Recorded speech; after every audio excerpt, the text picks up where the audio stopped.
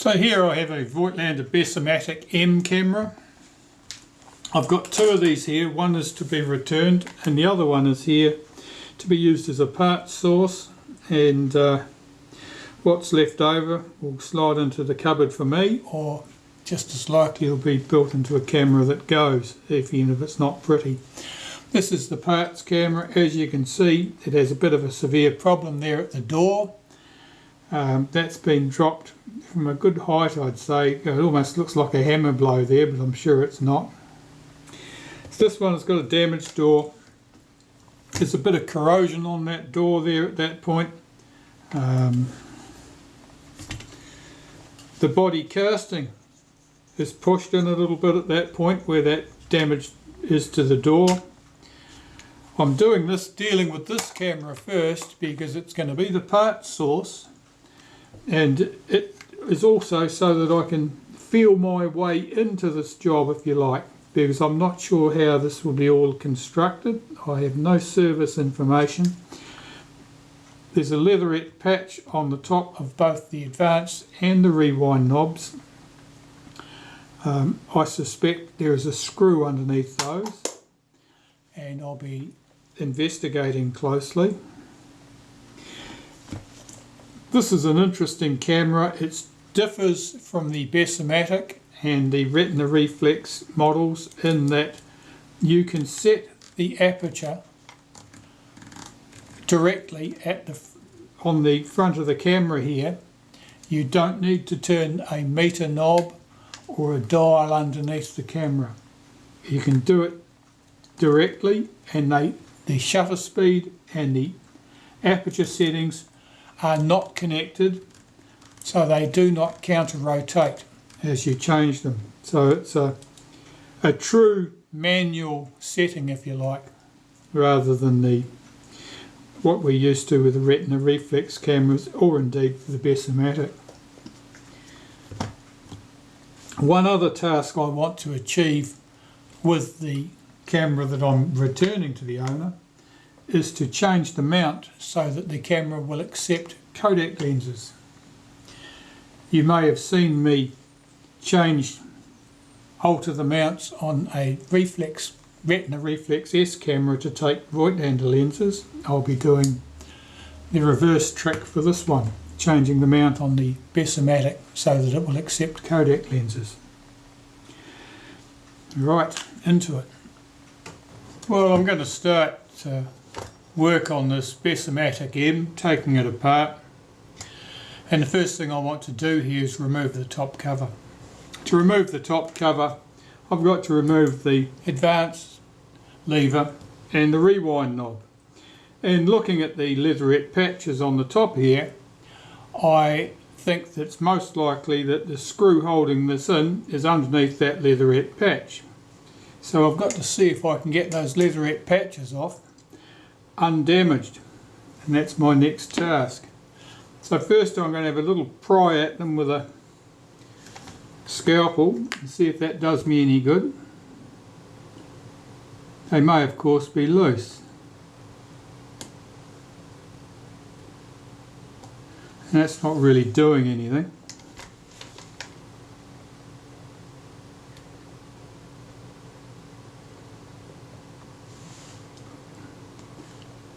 I can get under that one.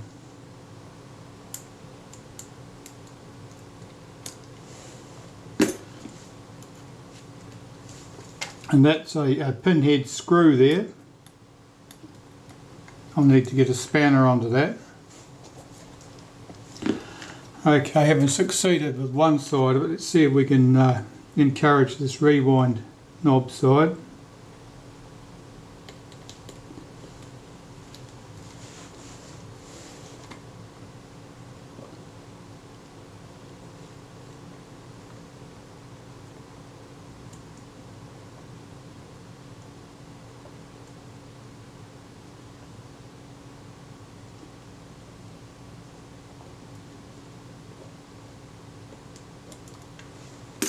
That's off.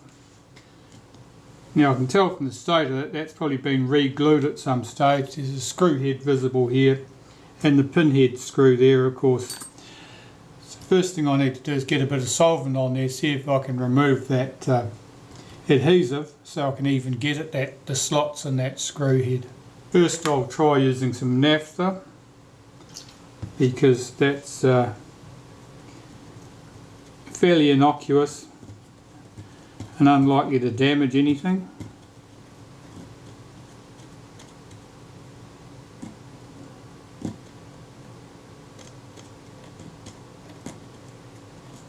It's also not very enthusiastic at shifting stuff. Let's try some CRC Lectra clean, of which I can tell I do not have a great deal of this here, and being in lockdown I probably can't go and get some.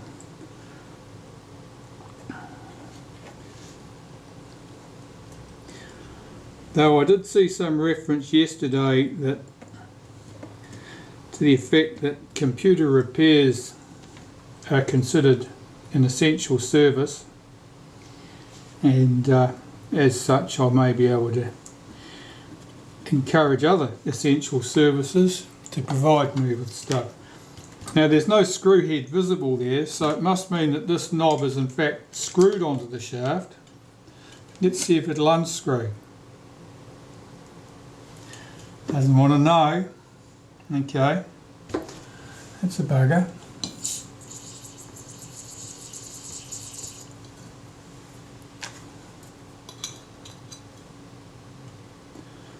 As I say, there's a bit of glue down there. There's every likelihood that it's run down into those threads and it's binding things pretty tight.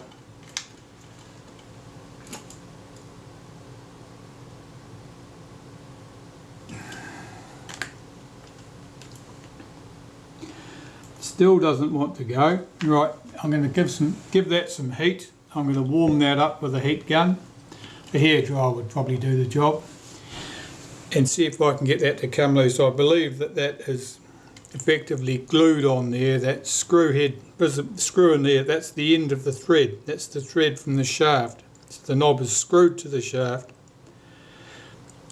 but glue has run down that thread. See if that will encourage it. Yep, that was it. Heating that with the heat gun did the job. It's not too hot to touch, but it's pretty close to it. And that was the secret. The knob was just screwed on. I shouldn't have needed to remove the leatherette patch, but the glue had run down into the thread. So that's knob number one dealt to. Put that to one side. The advanced lever knob here. Will it be right hand thread or left hand thread? Let's try it with a pair of stiff tweezers to start off with, on the off chance it's not even tight. Hang on. It's loose. I could have lifted that off with a friction tool. I'll take that off. There's a disc underneath. Something here, a plastic washer underneath that disc.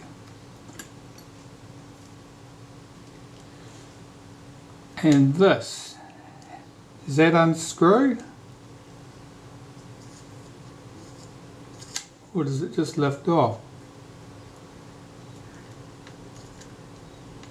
I think this disc here must lift off. It's a bit reluctant to lift. I think it's probably a bit sticky. See if we can encourage that up. That's a film speed reminder dial. I'm used to seeing film speed reminder dials on the rewind side of the camera, not on the advanced knob side of the camera. It's a bit reluctant to come loose. Let's just put a little bit of naphtha there. It's probably just stuck down with grease.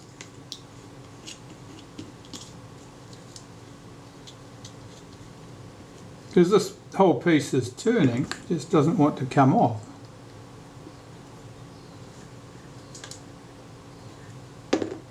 Let's see if I can get the scalpel blade under the edge.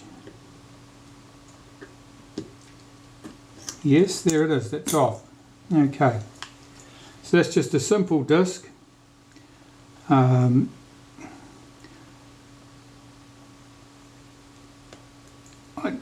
Is it this one piece? I believe it is one piece. Let's put that to one side. So we have the advance lever.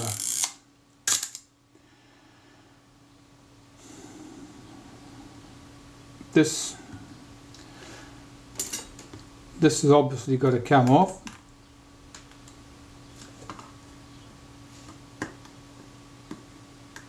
And again, it's loose.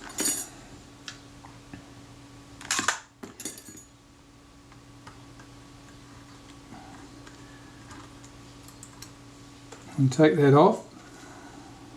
Lift the advance knob off. Nothing flew into space. That's good. That's an adjustable position of this stop is adjustable. I don't know, if we don't disturb it, I probably won't have to do anything with it. Does this lever lift off, or does it come off with the top? Oh, it's very sticky.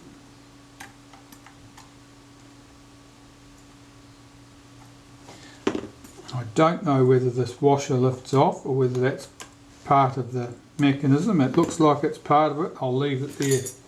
Screwdrivers.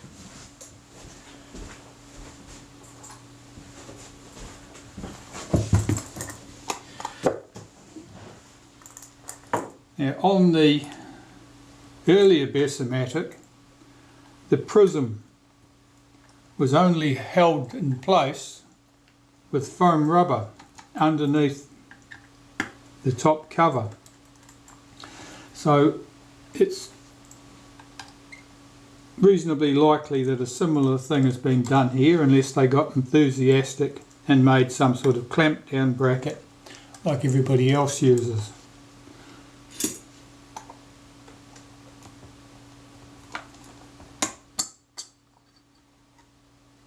Lift the top cover off complete. I'm just going to flip this upside down to see if there's anything underneath it.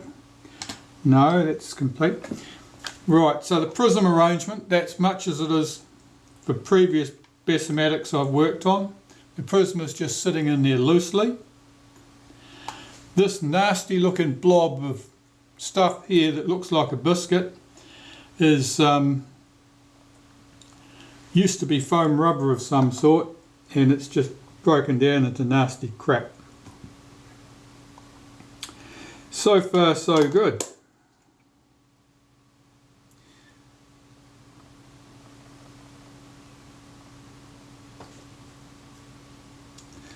Just a little bit of tape here. I'm not entirely sure what that purpose was.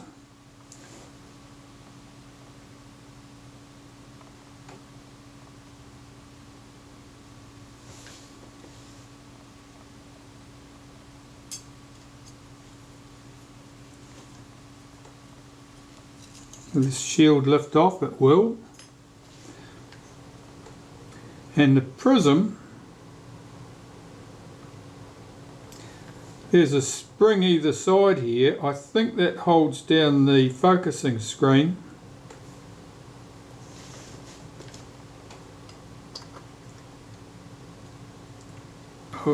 And there was obviously some sticky tape here. This is the remains of something sticky tape, and there's certainly something here that was glued back at the back too. And all the adhesive, of course, has died over time. This piece of tape looks suspiciously newer than the rest of it. Just looks like standard old electrical tape.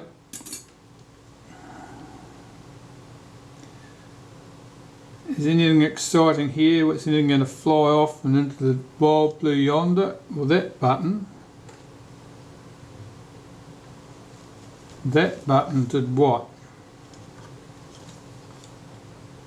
Is that a rewind button?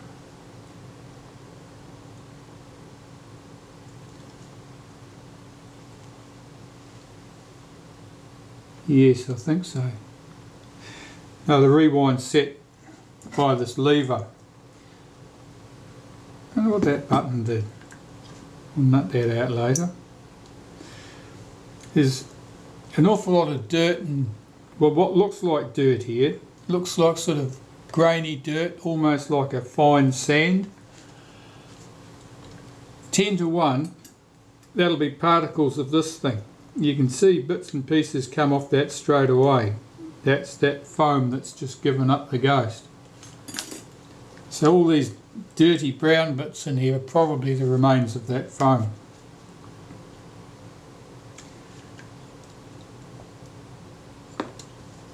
The shutter release button just fell off. That's fine, I can find a home for that. I'm more worried about anything else that falls off loose. And remembering my Bessamatic law, most likely I've got to remove that base trim. And I think I can find something to give me some cues on this, because I have a Bessamatic in pieces somewhere. I was correct, the base plate has to come off. Oh look, there's our advance return spring for our advanced lever has just sprung off its post. It could be easily unhooked? Probably. Let's find out. Yes. Pop that to one side. Luckily it's not like a clock spring. It's not as though it was going to take out my eye or remove a finger or something when it went.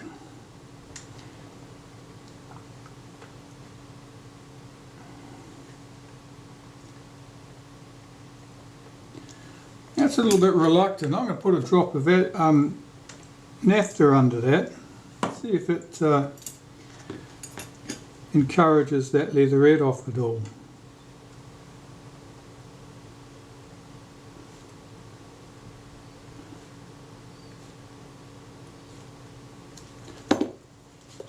I don't think it hurt it, so we'll have another go at that.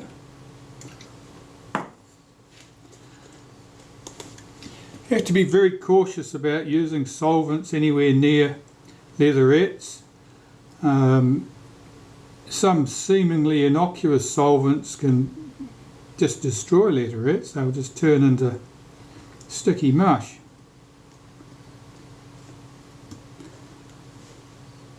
I'm not convinced that that Naphtha did anything exciting. Let's have a look under here if I can.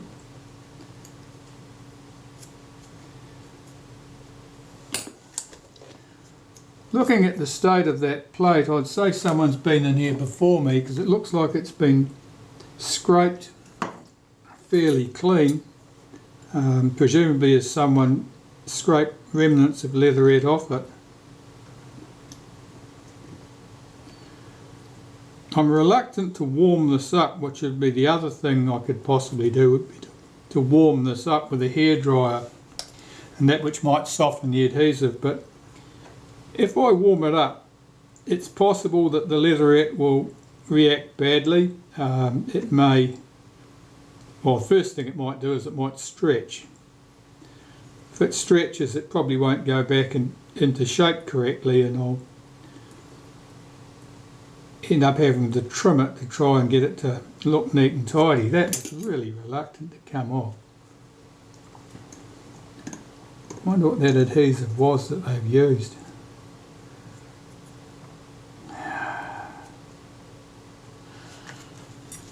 And find out more about that adhesive, see what dissolves it. I have got a piece of leatherette here I can sacrifice, because on this body it's bashed in at the back, and that back's buggered for all practical purposes. I want to see if this stuff moves with this solvent. I'm just using CRC Lectra Clean here. I just want to see if it cleans off the metal base. And I can't, it is cleaning off, but it's slow. So that's not an aggressive enough solvent to ship that adhesive either.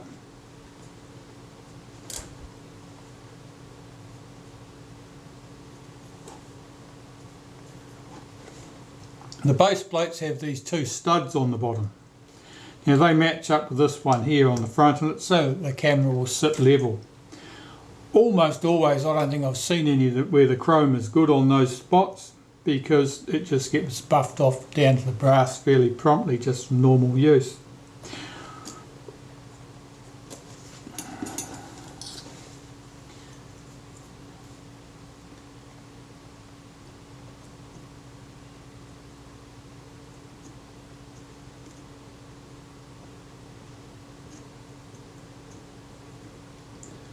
Now the leatherette's nice and neat here, there's no creases or lines across it, so that tells me whoever was in here last time probably removed the leatherette entirely. If you just peel it back to get to the screw you need to uncover and then put it back down again, almost inevitably you end up with a crease across it on the glue line between where it was folded back and the fresh part.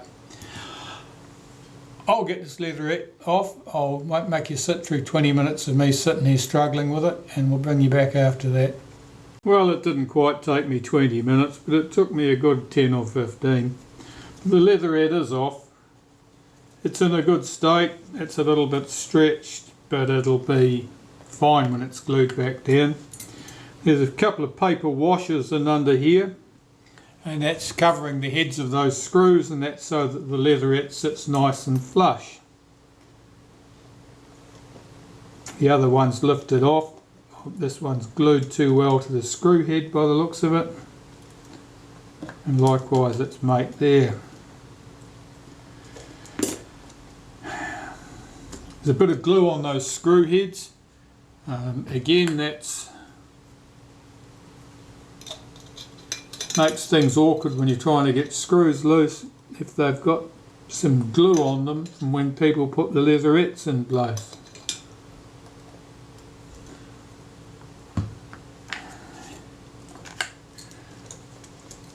See if they'll come loose.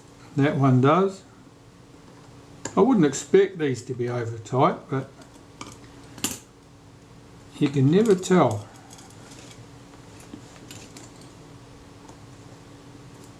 Got to get this base plate off because you can't remove the front of the camera with the shutter attached until the base plate's off. And of course I've still got to get, there's not much under the base plate in this camera. See the bottom of the film advance shaft, that's the cocking shaft for the shutter actually, I think. Bit of dust, a bit of grit in there, bit of sand, nothing dramatic. And nothing that would worry me unduly. So the leatherette on the front, we have 2 screws, 3 screws either side, is it? We've got about 3 screws down here. If it's like the Bessamatic, it's the original Bessamatic, we shall find out. The door, oh this is the camera with the damaged door, isn't it? Yes, well the hinge pin is screwed in top and bottom of the casting there, so that'll be easy to pull off. This is the ugly of the 2 cameras, the one that's being used for parts.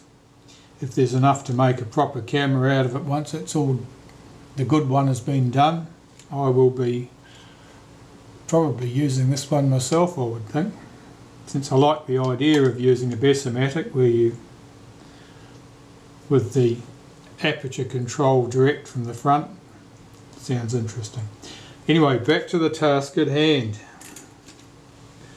Leatherettes.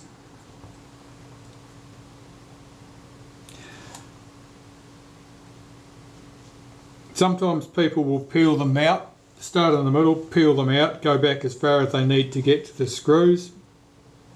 I want to try and get them off entirely if I can. It'll make for a neater job putting them back on.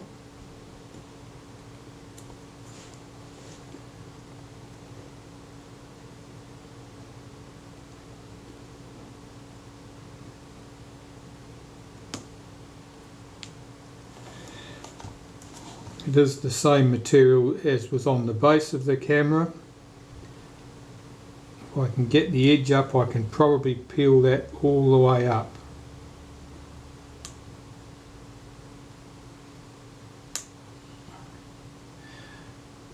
But I'd rather start on the whole edge and roll it in one piece than try and start in a corner and take it from there, because I might end up with a piece that's not straight if it stretches diagonally.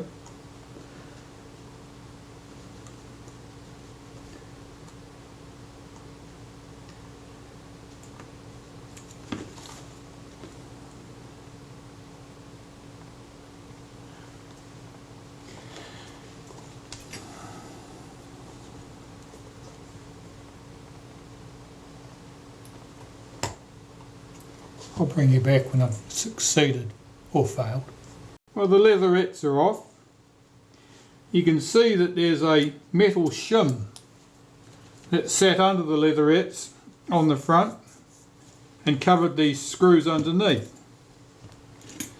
It was a bit of a struggle getting everything off there, I can tell you, but it's done. Let's see if that'll come off, that shim. That shim's job is to stop the leatherette from following the dimples from the screws. 4 screws here. They're a little bit sticky. That's from the adhesive that's run down into the screws.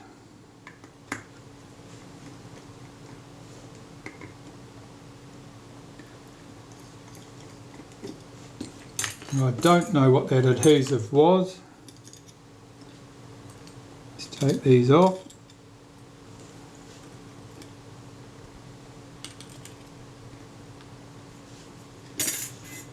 And these 2 side plates should come off. These 2 chrome plates are separate. They're not.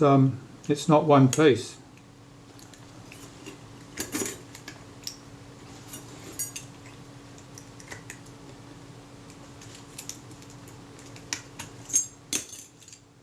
This is the first side. And the second side's got the flash contact on it. I don't remember what the arrangement was with that, but doubtless we're going to find out. The wire is soldered onto the back of that flash contact there, so I'll just go and deal with that back in a second.